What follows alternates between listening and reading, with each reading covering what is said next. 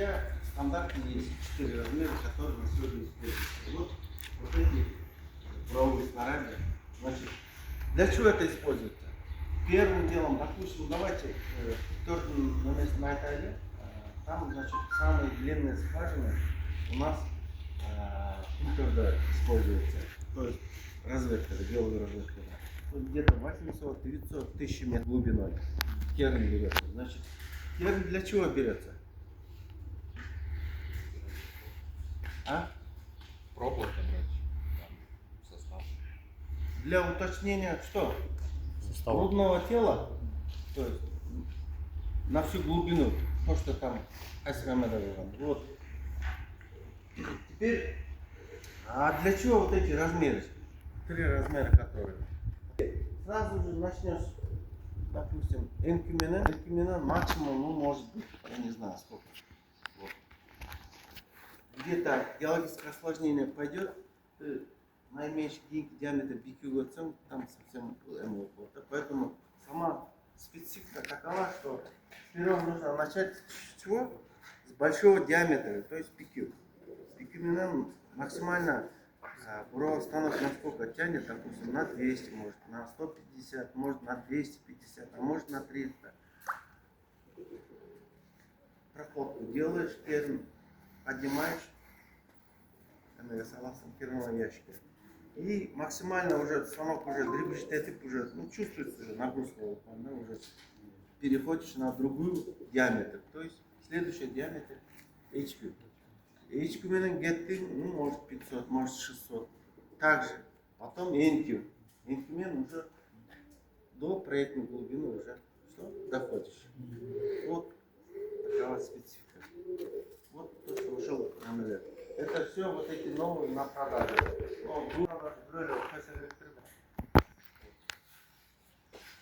Теперь пойдемте дальше. Кстати, вот здесь вопросы есть? Сразу давайте. Каждый момент там, не отходя, сразу спрашивать. Если где-то что-то непонятное, спрашивать.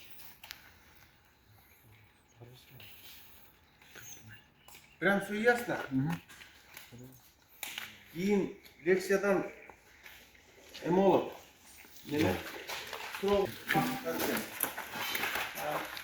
Вот есть, значит, разного вида реагенты.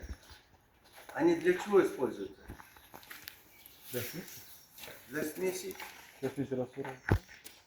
Для смеси бурового раствора. Предназначение бурового раствора.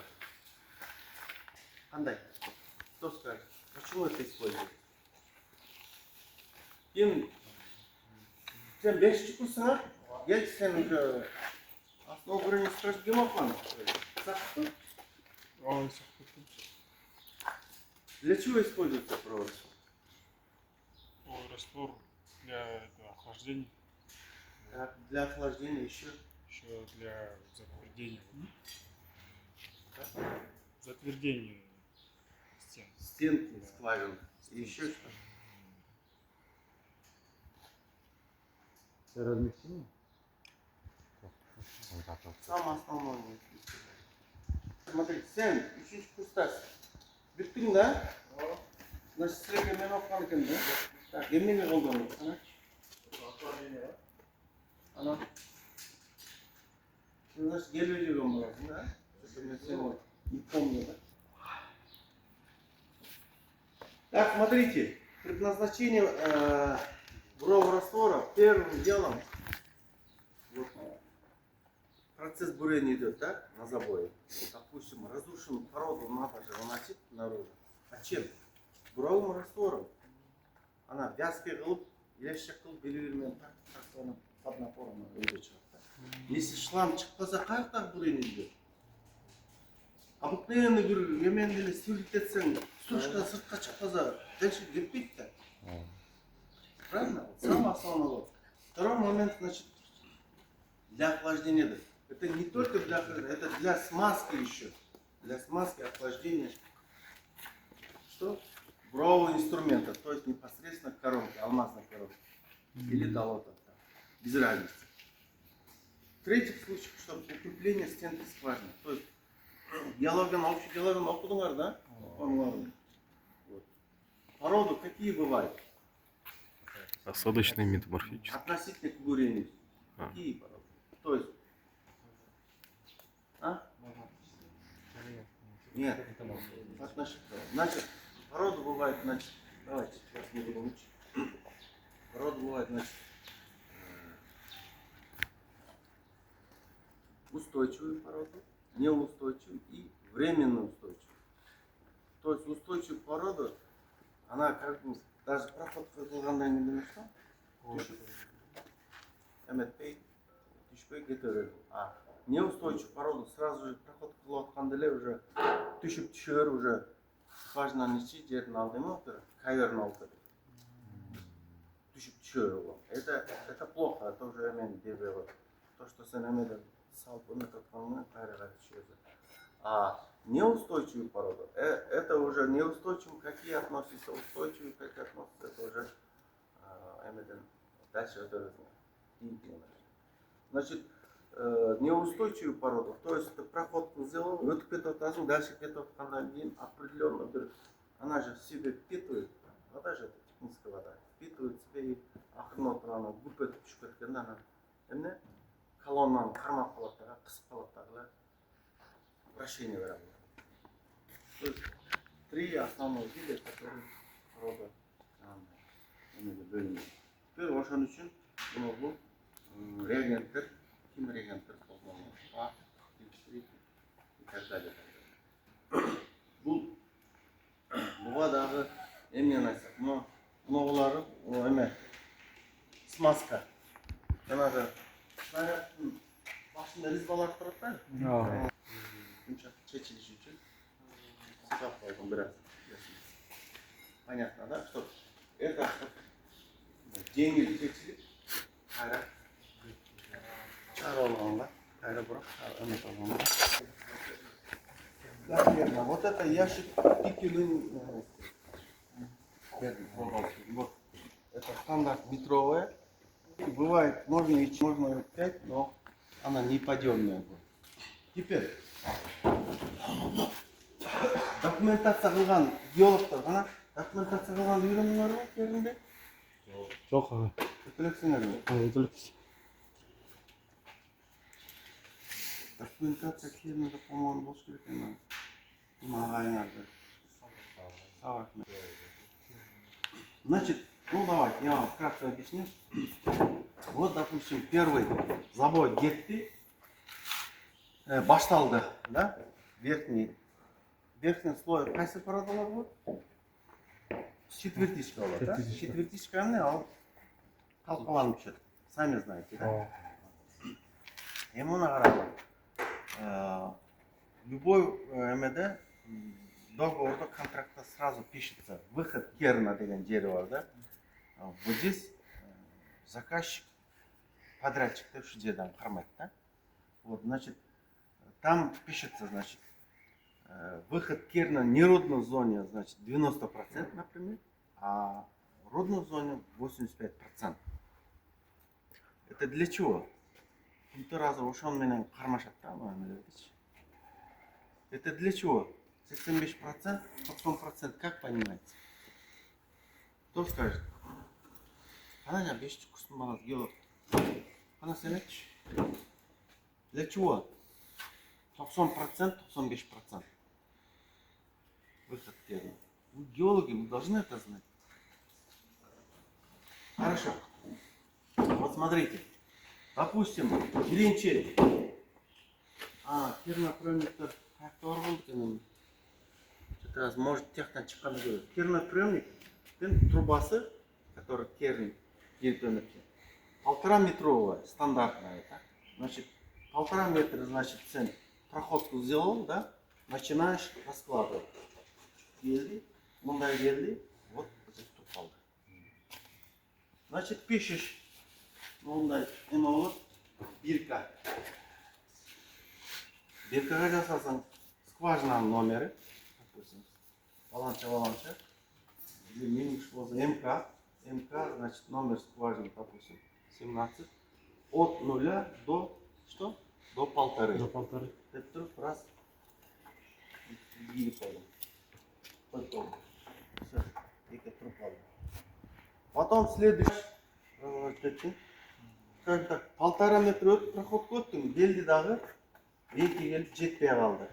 Ой, этот вот қайрадан айтпайыншы сіздерге, кстати, мен неправильно начал. Допустим, с этой стороны начнем или с этой стороны начнем. Мен жаңыл еме да, про, биян деген надписи жоқ.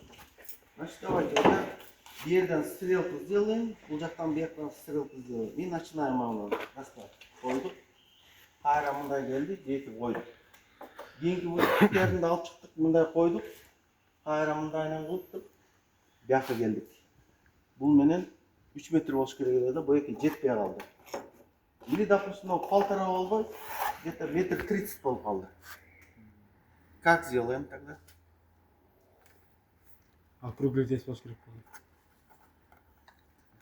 Выход керін мындай болады да, допустим, четверстичкада, айтпаймын, мысалы үшін, полнотелый ол бөлме шықпайды. 100% керін шықпайды. Или 95% керін шықпайды. Или 90-да шықпайды. Допустим, бывает случай жетпей қалғанда мұны чөйесің.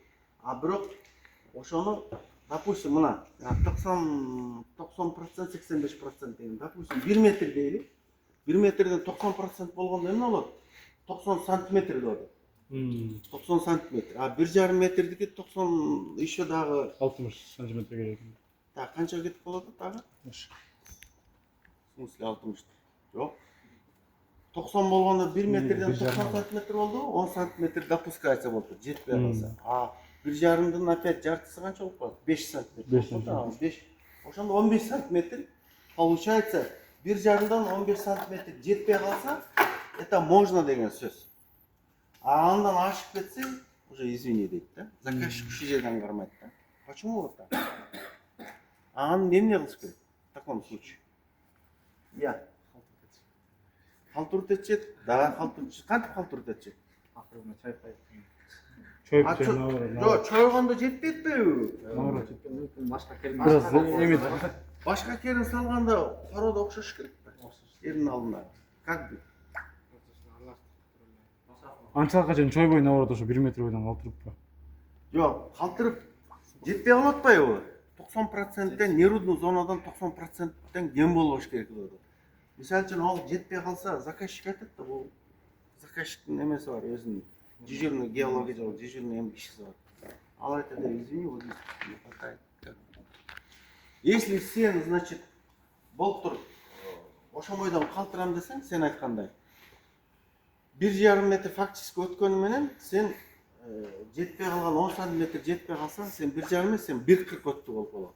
И уже жердин эмеси уже өзгөрүп атат. Сен уже баштаганда эле бузуп атасың. А как бы? В этом случае. Дальше кылсаң болот, анан ар бирде ошентип 10 сантиметрден жетпей эметип отурсаң, элестет, допустим, 500 метрлик скважина болса, 10 сантиметрден ары бир 10 сантиметрден ар бир метрге отурганда итабы канча жетпей калат. 500 метр. 500 эмес, 50 метр болуп калат. 50 метр жетпей калат. Көрдүңбү? 500 метрден 50 метр жетпей калат. Это сен мындай нерсеге бара албайсың да. Фактически проекттердин сенин кишилерин 500 метр эмес, анан сен 450 метрге эле төлөп берем деген болбой калат да, 50 метрлик кантип. Биякта кишилердин восстание кылат. А как быть в таком случае? Вот, ал жагын ойлош керек. Ладно, алардын айтпай эле коеюн силерге. Интрига болуп калды. Я. Интрига болуп калды. Канча керек. Вот жок, силер билесиңер, сурай эметейин дегем да. Аны бывает случай жанагы бул ким айткандай подделка кылып жазган учур болот. Аны үчүн пародон окшоштуруш керек. Эгер, допустим, бывает кээ жерде 3-4 болупту, жетпей калды дейли. Калганда сен полнотелый кетип атат да. 100% чыгып аткан жерде сен чөйүшүң керек да, анычы. 90-га такапчы. Ошондо сен кайра барып, мына 10 сантиметрди кайра жабасың да. Улам кайра эметти, үстүнө четвертичке дагы кеткен минусту. Допустим, четвертичке, 2 метра, может 3 метра андан ашып кетпейт да туурабы? 1 метрден 10 сантиметр болсо, ошондо 3 метр четвертичке чыксын дейли. Ошондо 30 сантиметр болот, 30 сантиметр үйрөнгө да. Берактан чыккан 100% немеден чойтуп, Алып келип аны толуктап коебуз. Вот секрет интерьерден. Бул грамотный жасаган неме. А неграмотный жасаганда жанагы көрөлү породаны окшош салып чыгып калса, андай кылып коесуң. Халтура. Халтуртет бул айткандай. Вот. Есть и другие варианты. Анан теперь 100% чыккан 100% чыгап эметип кете бересиң. 95-90 кем болбосо болду, да? Вот и все. Потом, значит, бывает случай, 1,5 керин чыккан неме болгондо ашып кетет. Ашып кетет. Ашып кетет. Ашып кеткен случайда кайра Алып ашып кетет. Эчтеме кетпешмин. Бирок керин алдыга запасы жүргөнү жакшы да, запасы. Бывает, кээ бир жерден керин жууп чыкпай калган жерге барып 5-6 күндө запас болсо тияка турат. запас алып жүргөнү жакшы болот да, всегда.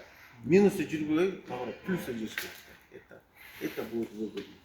Все, теперь где-то Баку пишешь, значит, номер скважины, месторождение аты, баланча, ящик первый, ветти, үчүнчү жабазы, кийин документация кылганда раз коюп, крышканы коюп фотографируешь. Биздеги проект балдар документация кылып, геологдордун эмне кылганын баарын кылып үйрөнүп калган. Бизде иштеген. Азыр геологдор болуп, проект болуп иштеп жүргөн болот. Универсал. А геологдор проект боло албайт. Теперь вот биринчи ящик кетти да, 3-метровый, да? Следующий то же самое, биикке стрелканы коесуң, значит, от 3 дальше кетти, коюп, второй ящик деп, чуть-чуть анан ящиктердин баарын поправканан жигип койдум да, анан тебе, допустим, документация кылып эметип койгондон кийин где-то разногласия болуп калды да, провододанчы, несходство болуп калды, бывает случай подделка болгон. Ошондо какой ящик сразу бердим, карайсың, бияка калтырып, нужный ящик алып чыгасың да, карайсың, где халтура болду. Это доказательство для того, чтобы госгеологиядан эме запаста койгондо керин болуш керек. Это разногласие деп карайт. Если у тебя керин калбай калса, же ол сактабай койсоң, всё, сенин эмет жоқ. Ясно, ошон үчүн это бул Керин толтурганда могу запас алып чыгып кетпейби? жок, өзү сиңдис боло чыгат да. Операция алып катам, иште крышкасы бар, крышкасы менен жаап болду.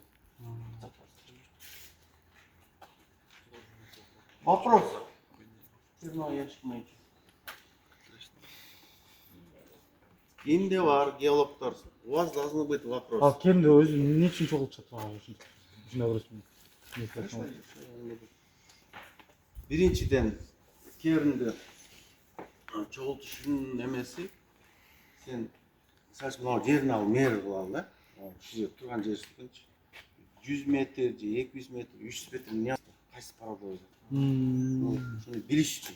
Ушуну билиш үчүн. Мисалы мынча метрден мындай порода бар. Аны сен могу разлагать этип коюп алам, мына үстүндө четвертичкеде суглинок бар экен, же гравийный песчаный смесь бар экен, или дагы еще бирдеме бар экен деп. Мисалы 500 метрге чейин кылсак, ошо 500 метр көрүнүп турат турбайбы? О, бул жерден Мындай глубинада мындай порода. Колонкасын түзөсүң. Стратегический колонканы, значит, ошоге жазасың, описание, мощность. Допустим, четвертичкенин үстүнөн мери мына азыр бул жак суглинок верхняя часть. Суглинок, значит, bu yerden kararın kendini kalkıyorsun, 2 balki 3 yaş için kaldı değil. 9 metre geçeyim, su bile наркен. Анан на песчаный гравийный смесь, может, 1,5-2 метра. Мощность рядом показываете и описание заводится. Уже там стратегическая колонка түзүлүп калат. Вот для этого. А именно почему хранить нужно? Для того, чтобы, допустим, мунун алдында бир 100 метрден кийин бир, алтынын бир жыласы чыгып калды дейли. Допустим, может 3 метр, может 5 метр, 8 метр. Ошону өтүп эметкенен анын мощносту, анын мисалы үчүн бир кубический немесинде 1 метрдеги немени распиловать этип кесип лабораторияга бересиңер. Анан 1 метрде канча грамм алтын чыкты, например. Ушинтип эле поверхностьтар илип косо турбайбы? Казып отурбайбы? Казып отурбайбы. Ошон үчүн геологоразведка деген ошол, ошон үчүн бурение деген ошол. Для того, чтобы аябай тыгыз байланышкан деп. Ошон үчүн баягы 1 метрдеги 1 кубический метрде, допустим, монча грамм алтын чыкты. Эми ошол алтын канча глубинада барып атат. Ошону муну открытый кылганда ошол болобу же подземка менен алыш керек. Ошол выгодно ли? Биз проекттер дипломный проект ошентип жазалат бизде. Разведкада бурение канча скважина болду, канча ма болду. Экономически это выгодно ли?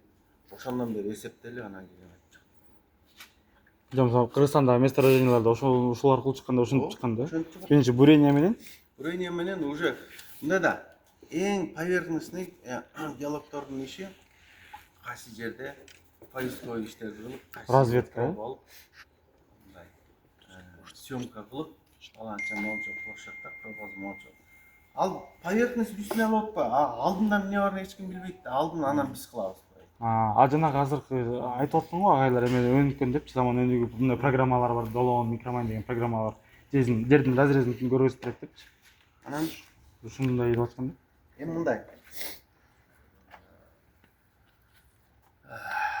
Өткөндө мен бир проекттен, инженерный центр тети Касида. Баткенде эме каралып атат. Редкизам. Редкизам каралып анан кийин былтыр даже эмени деле айтайынчы. Ладно, ал еще геофизика жазалы. Кстати, геофизиктер бар бу жерде? Ачо? Физик жок дейсиң. Бөлүнөт бар. Почему силерди анда бизге салып койгон? Ладно, в общем это. Пол. Былтыр 2 жолу шак барып келдик. Экспертный комиссияны менде кошуп коюшту. Ал жерде 5 участок бар. 5 участоктун бир участогу эле разведка болгон сайыз кезинде. Анан ал разведка болгон жер, кстати, мен кыргызча эле айтып атам. Русский у вас сколько? Двое. Бирөлө? Потому что потом не было. Пора надо учиться тебе на кыргызский. Вот видишь? Айтпаган иш жок. Вот смотри. Кызык жеңил. Колонго өтө, ошону пример кылып атам да. Значит, сөз туралы. Вот смотрите. Неме кимелен бурук пример. Жапаров Акылбек. Он там докладывает.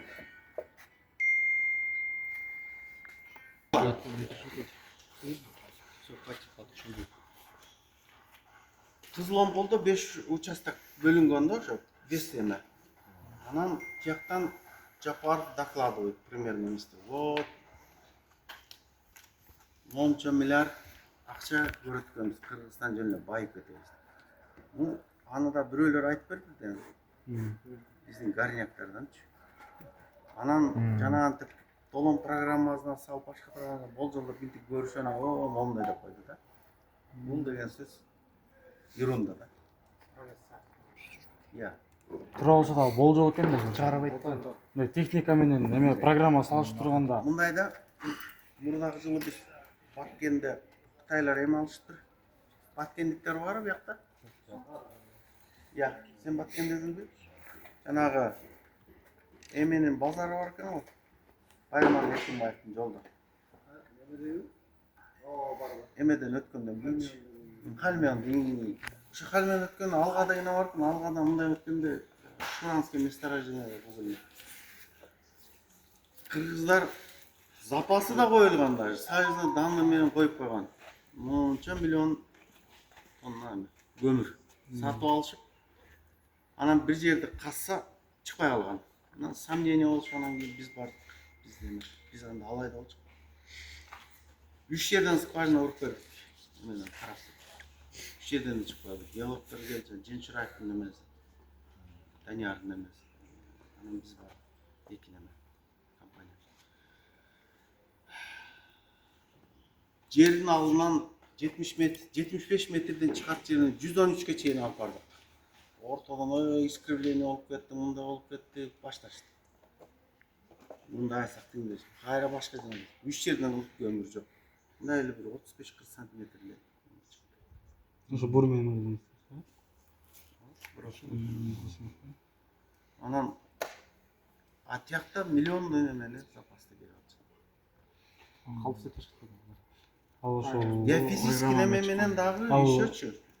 Электрозондирование менен кылып дагы И то ошондо дагы точно эмени айта албадым. Болжолмон примерно монча депчи. Пока бурут этип керин алып чыгып точно сантиметр эмени көрмөйүнчө эч ким эме албайт. Бир болот.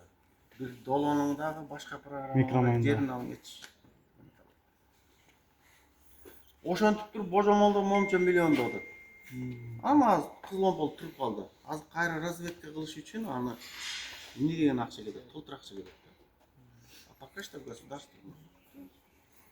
А бизди барып журналисттерге эме бербегиле деп эме машинаны апарып жерден алып кетишип, геологиядан дагы бир эме кошулушуп, эмеден кошулуп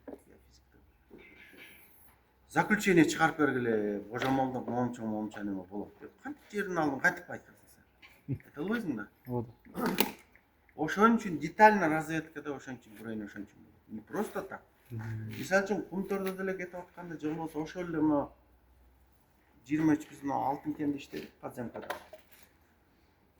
Жыланы кууп кетип атып дагы, допустим, жылы жок болуп калган учурлар болот. А алдындагыны для того, чтобы кийинки жылы эмне кылыш үчүн бурут этип кайсы жакка кетип атат, кууп ошону разведданный менен детально разведка кылып кетип атат. Иначе кетип атып жылы жок болуп кетет.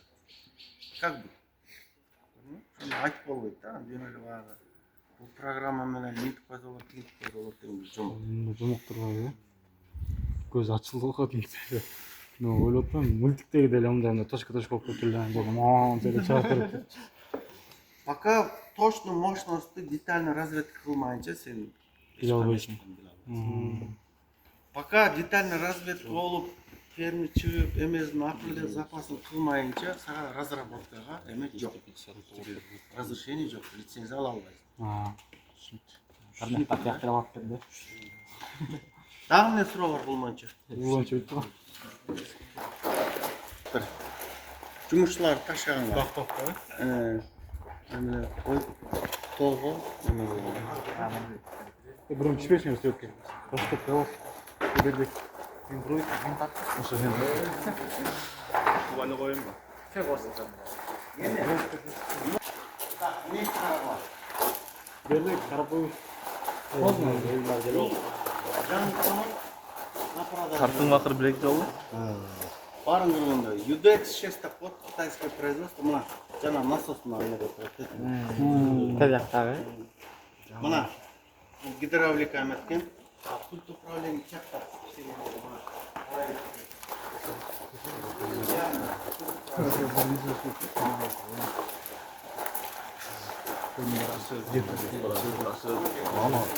Не отам.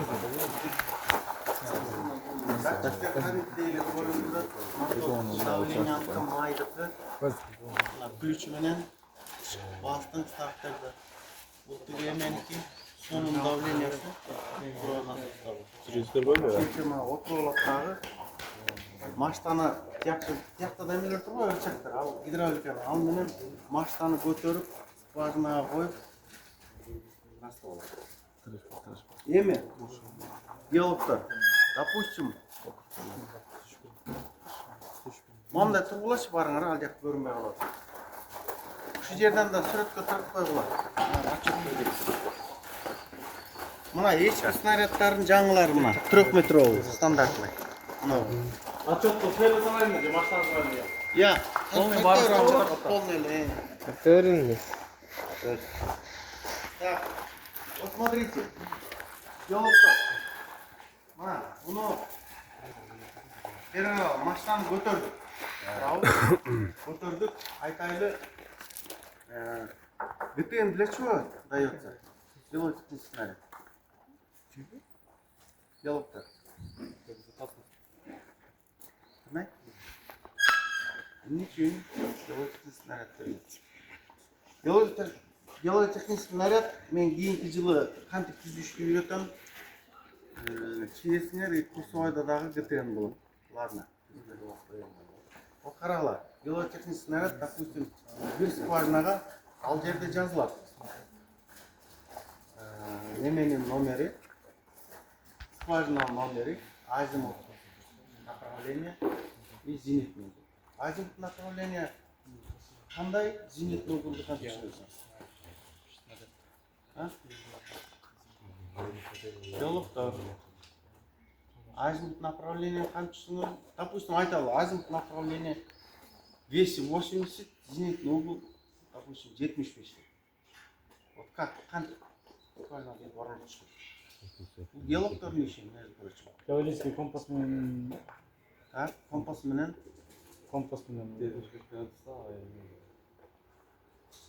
Шопарада Компас менен азимут угол табасың, 75 градус емес. Компас менен азимут угол. Юго запад, северо-восток градусқа ошоға жараша. Кстати, мындай да. Жердин алдында парода, допустим, скважинаның точкасы кантип берилет. Кусойду, между прочим, ошону жаза бериңер. Допустим, тоого барганда байкадыңарбы? Силер эмеге чыгып келдиңер да? Чыгып келдиңер да?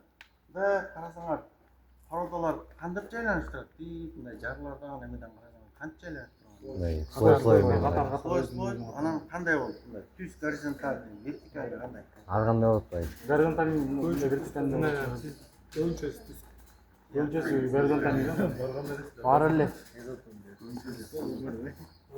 Награгыла. Ар кандай болуп жайланышы берет? Ошо, допустим, айтайлы, мисалы үчүн мына 75 градус менен могу жана скважина болот, 75 градус азимут угол почему дает? Допустим, мына ондай караганда эме 75 90 канча болуп турат? Разлика 25 болот а? 15. Мындан караганда, допустим, относительно горизонтали где-то разница 15 градусов. Ошону пересекать этип эмес үчүн перпендикуляр, значит, 75 градус, азимут ошо карап турган масштаб ошо 75 кылып жатып атат да. Мындай болот. Мындай 15 градус разница болот да.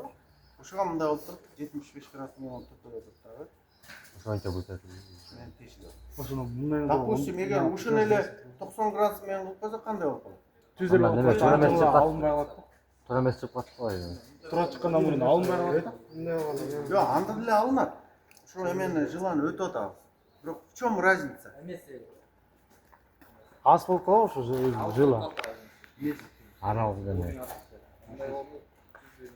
Глубинасы кеп, глубина алыска эмес, кеп другом. Допустим, ошол жерде айтайлы, погребательный мощность айтайлы 15 метрлик жатат дейли, полезный ископаемый. Вот.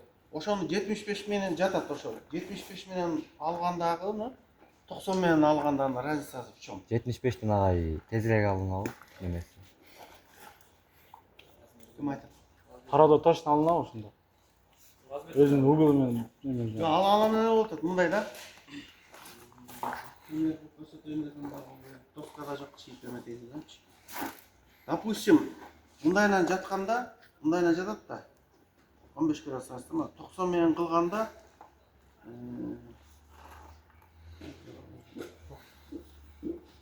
ошону мындай болгондо көзгө кетет. мындай бар. Болду. Кушка кимде бар бергилечи? Ошондо жыла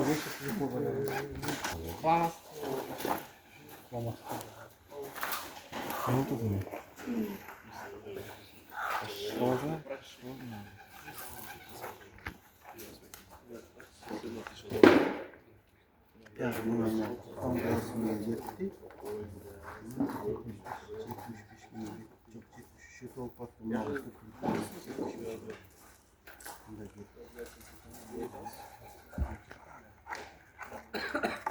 Bunlar aralar. 90'dan bergende түз болуп бергенде мындай берген. Ошону менен пересекай. Эми могул жерден азыр эме жок. Эсептесек 75 менен бергенде, допустим, 15 метр чыксы дейли десек, а 90 менен бергенде бул 15 канча болуп калат? 15тен ашып кетет.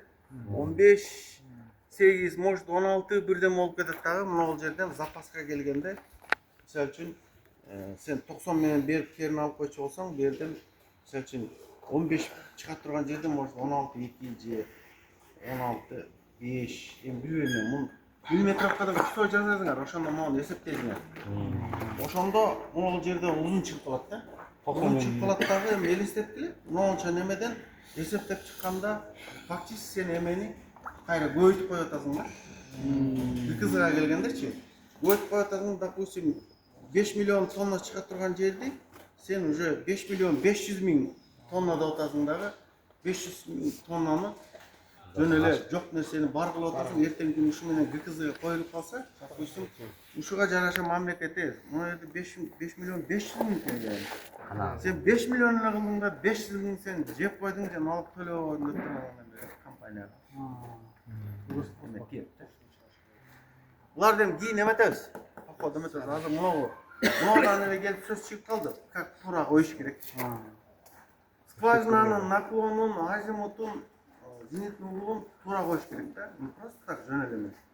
От этого много чего зависит. Мисалы үчүн Кытайлар келип алып, от вибрацияга кичине жүрүп кетет да. Жүрүп кетсе келип текшерип алып көрөт. Жүрүп кетти болду. Кыргыздар саптыра берет. Не кылат? Кыргыз экенбиз да эмне кылабыз? Ошондо агай. Жана көрдүңүзбү ушундай аппаратты? Ашырбай 15 жыл Туалет. Yok sen faktiş bir yerde çıkmadı da. Sen çıkıp sen öyle oldun ha görüp çıkıp kaldı der. Zaказчик suyunut da. Ana samim değil zaказчик bilmesin turamaz koyup koyalım diye. Zaказчик suyunut alıp köp çıktı da alıp bayıya verir içinden. Ana samim değil ne tak? Понял? Заказчик есть. Керна кремница. Bunun için o dişine salınıp koydu. Bunun arasında mı vurduk? Hemen koydu koydu. Için onun dişine salınıp koydu. Ya. O 25 gerek de, 25 gerek. Bunda özünce salып koysan 20 kalır. Şöyle teşe var ya. Ya. Yok buna kerna prem kuşulma. Kerna kuşulma.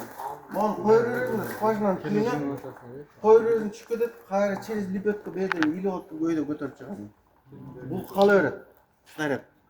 Ол через керна прем иштейсиң да, көтөрүп чыгып. Сен баарын өйдө болду көтөрүп эметөрбөйсүң да. Ооба. Анын баарын көп эмелери жана кийин бердер иштетет.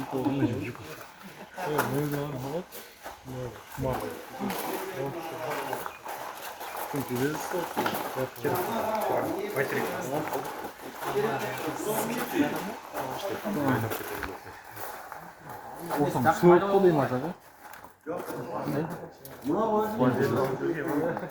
Бұл переходник.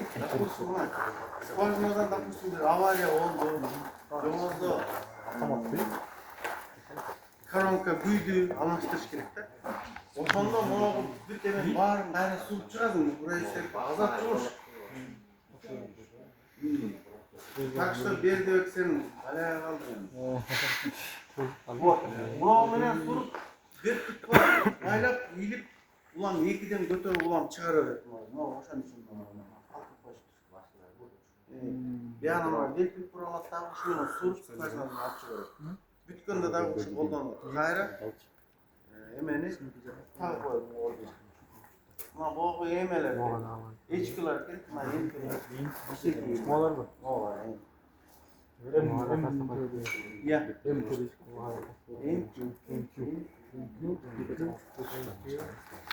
Булар стандарттуу строго 3 метрден болот.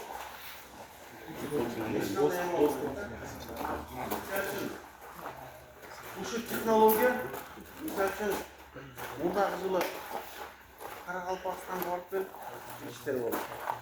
Ал жакка могу технология эми бар. Союзный мемлекет. Бизге благодаря мына кунтөрдүн артынан жаңы технология бизге Кыргызстанга эме келип, Кыргызстанда геологоразведка аябайында алдыга өчүп кеткен да. Сейчас Кыргызстанда проекттер Израилде, немеде, Россияда токтоп жатышат. Мурдагы жыл өткен, акы жыл өткен бөлтүрүктү билесиңер да? Өзү кыйын киши, конечно. Горняк, геолог эмес, проект эмес. Ал киши күнтөргө эме болуп, оператор болуп келгенде, жылда тендер объявлять этилет да. Күнтөргөчү. Где-то 45 000 метр тегерегинде тендер болуп. Кыргызстанда бурай компаниялар бар. Том числе бул компанияда бар. Мен илгери иштегем, анан аяктан уже көңүл калып калган барбайм. Анан ошого бир неме айтам. Ошондо бөлтүрүк международный тендер жарыялады. Жарыялады дагы бир эки монгольский компания, бир эки турецкий компания келди. Төртөө тең банкрот болуп кетишти, теше алышпай. Кирин алып бере алышпай. Өтө сложный. Биздин кодого эмелер. Биздин разрешение өтө сложный. Предсказуемый. Бәрі Всем по зубам, да? Алар ойлошуп келип калкалай беришти, да? Мисалы үчүн ошол эле Казакстанда, Россияда разрешение сонунда. жұмшақ па? Қалады. Анын ар кандай? Бывает случай катуудан жумшактан деле эмес. Анын өзүнүн эмеси бар, спецификасы бар. Анын эми основа бурение скважина походу ар бир немеде я постараюсь вам. Эми чыгараганга. Эми силерден аябай эме кылып алам да, бул проекттерден көрүп эми башкача. Ошондо алар ойлогон келиптер эме ала алышты. Эме теш алышпай кайра кетишти, кээ бирөөлөрдүн эмелери турат да. Артын карабаш. Анан кайрана баягы биздикилер барган иште. Кыргыздар. То есть bizde геологоразведка относительно ошол эле Казакстан, Өзбекстан же Тажикстанга караганда намного выше. Жакшы котируется. Ошон үчүн бизге могу пункттерден келип ошондон эле көп эме болуп калды да.